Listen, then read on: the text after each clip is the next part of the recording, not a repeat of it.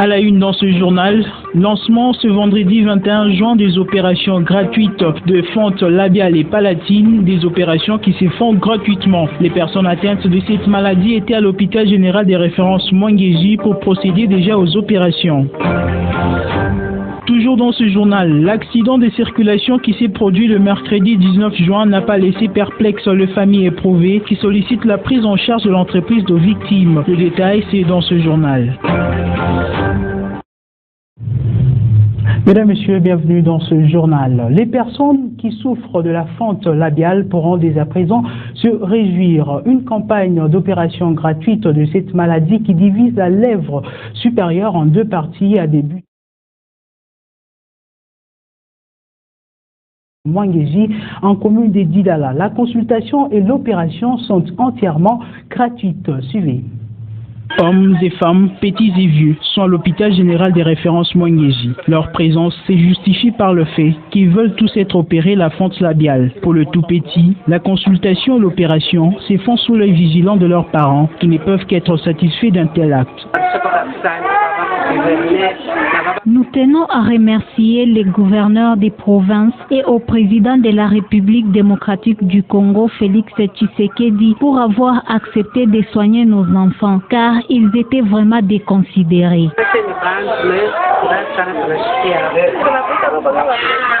Nous disons merci au président pour cette action qu'il vient de poser, d'avoir opéré nos enfants. Sincèrement, merci.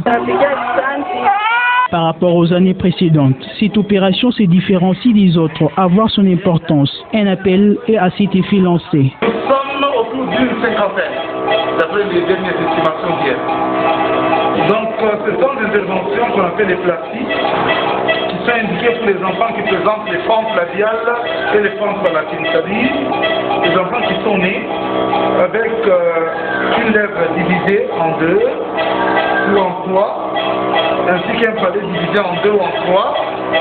Question de le réparer et qui retrouve un aspect physiologique tout à fait anatomique normal, avec une fonction tout à fait normale. La fente labiale est une maladie caractérisée par une absence de fusion du tissu embryonnaire du visage, aboutissant à une perte des substances de la lèvre supérieure. Les habitants du quartier Moïse Tchombe sur l'avenue Mangui sont confrontés jour et nuit aux problèmes de pollution de l'environnement. Le zoo et de faux sceptiques et de douches bouchées d'une entreprise de la place envahissent la voie publique, chose qui inquiète la population. Reportage. Les mains à la bouche et au nez, souvent marchant rapidement pour traverser cette avenue. C'est l'image qu'offre le passant. Il fuit en effet les odeurs nauséabondes que dégagent ces eaux puantes de cette entreprise. Une véritable gêne pour les habitants et marchands qui les témoignent. Tout le monde fuit à cet endroit. Personne ne veut passer son temps à ces niveaux. Je ne connais pas la composition de ces eaux. Nous avons beaucoup souffert avec cette eau. Dans la saison pluvieuse, c'était autrement. Et cette saison, c'est encore compliqué. Le chef de quartier se sont entretenus avec le bourgmestre et jusque-là, il n'y a aucune solution. Ces eaux sortent des douches et toilettes bouchées. La notion d'hygiène semble ne plus exister pour ces derniers. Pourtant, ces odeurs peuvent être à la base de diverses maladies, s'inquiètent les responsables du service provincial de l'hygiène, appelant la population locale à la prudence. Tous nos efforts fournis pour contacter le responsable de cette entreprise sont restés sans succès. Le commandant de la protection civile de la province nous a confirmé hors caméra que la responsable de la dite entreprise a déjà été convoquée depuis 2 semaines et n'a pas répondu. Une foire édition 2019 est en plein montage sur le boulevard Laurent-Désiré Kabila. Cet endroit est prévu pour permettre aux vacanciers de bien se détendre avant d'entamer l'année prochaine. Reportage. Nous sommes sur le boulevard Laurent-Désiré Kabila. À côté, une foire culturelle est en plein montage. D'une part, on coupe les bois pour monter une tente. D'autre part, une tente rouge est déjà bien construite. Les vacances seront les bienvenues pour les élèves et les parents. Effectivement, c'est ça l'objectif. Comme c'est pendant la période des vacances, et pour les enfants, il y aura aussi un espace pour les enfants de l'autre côté, où nous allons mettre les jouets des enfants, qui seront normalement accompagnés des adultes, de leurs parents, oncles, tantes, qui viendront pour passer du temps. L'objectif, c'est la promotion culturelle des différents artistes. Notre objectif, c'est de mettre en contact les différents artistes avec la promotion. L'ouverture de toutes les activités sont prévues pour les 30 juin, édition 2019. La fête de la musique, c'est le 21 juin de chaque année. Une occasion pour les professionnels et les amateurs d'exhiber leur talent. Pour le compte de Kolwezi, les artistes musiciens se sont réunis et ont livré un concert au cercle récréatif Manika. Sarah Katebe a vécu le spectacle. Pour produire de la bonne musique, il faut les drums ou la batterie, les micros, les mixeurs, la guitare, les synthétiseurs et tant d'autres instruments. La voix aussi. Ces éléments permettent de produire un son agréable à l'oreille. C'est ce qu'ils s'apprêtent à réaliser. Je suis vraiment très content de notre journée. Quand vous les constatez déjà, nous sommes déjà en fête. En fait, on avait commencé depuis hier. Nous étions sur le live, nous avons veillé là-bas. Et aujourd'hui, nous allons continuer avec notre journée pour nous honorer nous-mêmes. La musique s'éclate sous plusieurs genres, dont la musique classique, les R&B, les hip-hop et tant d'autres. Mais les classiques est trop souvent évité par les musiciens Lualabé. C'est un problème du choix. Bon, c'est-à-dire qu'il y a ceux qui aiment faire l'R&B, les slow, le hip-hop, tu vois, et les autres aiment la musique classique. En fait, la musique classique en soi, c'est une musique qui avait commencé dans l'église catholique. Tu vois? Donc c'est une musique qui est un peu, qui n'est pas trop difficile, mais c'est une musique qui est un peu très simple. En fait, si les gens n'arrivent pas peut-être à faire la musique classique, c'est par rapport au choix. La journée mondiale de la musique est célébrée afin de promouvoir la liberté d'expression et de la démocratie. Sur ce même sujet, la musique congolaise commence à perdre peu à peu son authenticité. Les obscénités se font voir par l'habillement, une vraie dépravation de bonnes mœurs. La musique congolaise était un véritable reflet de la société, mais actuellement tout est perdu dans la production de la plupart des artistes musiciens. Reportage. Il est connu que la musique est l'art de combiner les chœurs d'une manière mélodique afin de produire un son agréable à l'oreille. Cette même musique est censée adoucir et éduquer les consommateurs. La RDC était jadis connue pour sa rumba à travers les mondes. Actuellement, ceci a perdu sa culture, d'autant où on peut voir l'obscénité par l'accoutrement, on peut aussi l'entendre par les mots. Selon les actuels musiciens, ceci n'est que normal. Un artiste musicien doit être hygiénique. Il y a la coiffure, il y a l'accoutrement, il y a l'aspect physique, la façon de chanter, la façon de marcher, la façon de s'habiller, tout ça, ça joue un grand rôle dans la vie d'un artiste. Bon, moi, par exemple, si je porte ça, comme vous allez dire que voilà mon bail, ou bien voilà mon bail, voilà mini-jupe, ou bien non. Il faut être clair. Voilà mon bail, ça veut dire quoi? Moi, je vais vous rafraîchir en mémoire. N'oubliez pas que c'est les Blancs qui nous ont appris à mettre les vêtements. Hein. Ça, il ne faut pas oublier. Hein. C'est les Blancs qui nous ont appris à mettre les vêtements, Avant nous, on cachait que cette partie et cette partie, excusez-moi, l'heure comme on entend voilà mango, je ne peux pas partir à niveau. Mais moi, en tant qu'Naxi, quand je cache ça et je cache ça, je suis en train de respecter, plutôt j'ai respecté, j'y arrive, ma coutume, ma culture et ma valeur, parce que je suis une Africaine. La musique congolaise est devenue les chants clos où les artistes musiciens se livrent impunément aux attentes des bonnes mœurs au lieu de contribuer à l'éducation. Ils contribuent plutôt à la destruction des consommateurs.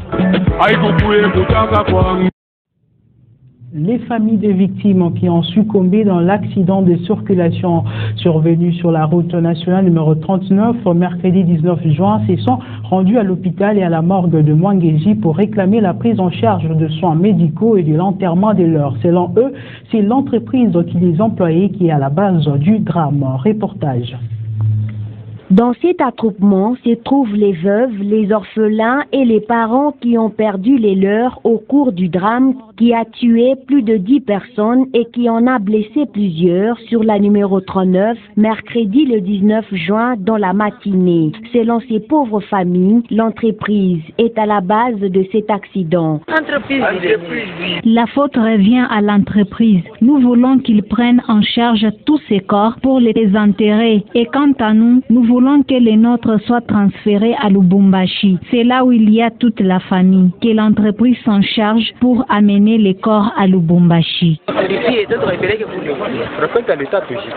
Nous voulons que l'État enterre nos cadavres parce que c'est la société qui a utilisé ce bus-là pour transporter les agents. En entendant le résultat de la réunion, que l'État s'en charge. Face à ce problème, les autorités provinciales en ont fait leur. Cette décision est prise après concertation.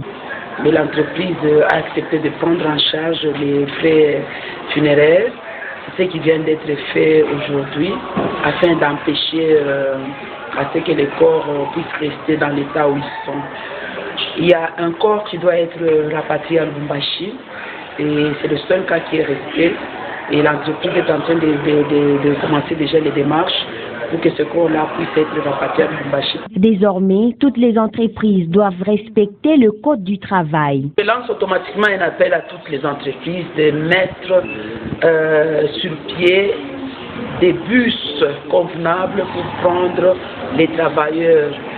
La loi dit ceci, chaque entreprise prend en charge le transport de ces travailleurs. Dans la province de Lualaba, nous avons déjà demandé à ce que cela soit fait dans de bonnes conditions. Le programme des funérailles de toutes les victimes est prévu pour ce samedi 22 juin 2019.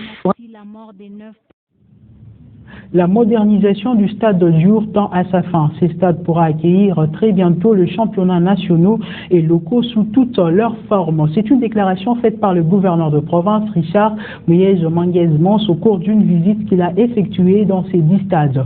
On l'écoute au micro de nos confrères de la presse du gouvernorat. Fin juillet. Je crois qu'il ne faut pas se précipiter, ils ont beaucoup attendu. Attendre un mois et demi, c'est pas grave. Même pas et demi, un mois et 10 jours. Je crois qu'il faut finir totalement et on commence avec le début du championnat. Mais avant, quelques matchs à huis clos peuvent se jouer pendant quelques temps juste pour le test, pour voir si tout est au point. Pendant le jour comme pendant la nuit, ça ce sont des essais qui vont se faire. Mais l'inauguration sera avec le début du championnat. C'est bon, mais comme je vous l'ai dit, l'initiateur de ces stades, c'est pas Mouyej, c'est du Dominique. On a apporté une touche pour nous approcher des conditions modernes, mais l'idéal serait de construire notre propre stade. Il y a un terrain qui est prévu, nous allons voir, ce n'est pas une priorité pour le moment, parce que nous avions décidé d'initier des actions de développement dans nos 5 territoires. On verra. Avec les cours de métaux, s'il y a amélioration l'année prochaine, on commencera calmement, même en 3 ans, 4 ans, et si on termine un nouveau stade, ce serait une bonne chose. Les sports, c'est une activité adulée par nos jeunes. Il faut aller vers leurs attentes. Je sais qu'ils ne sont pas très exigeants, ils seront déjà contents avec ça, mais si on peut faire mieux, c'est bon. Ça, c'est le stade Diour. Je rêve d'un stade Mouyej. Vous avez vu, ce n'est même pas une avenue ici. Si je peux avoir un stade à mon nom, ce serait une bonne chose. Mais il faut le commencer. Je ne voudrais pas m'approprier de l'œuvre que quelqu'un a initiée il y a plus de 50 ans. C'est dur de laisser des traces.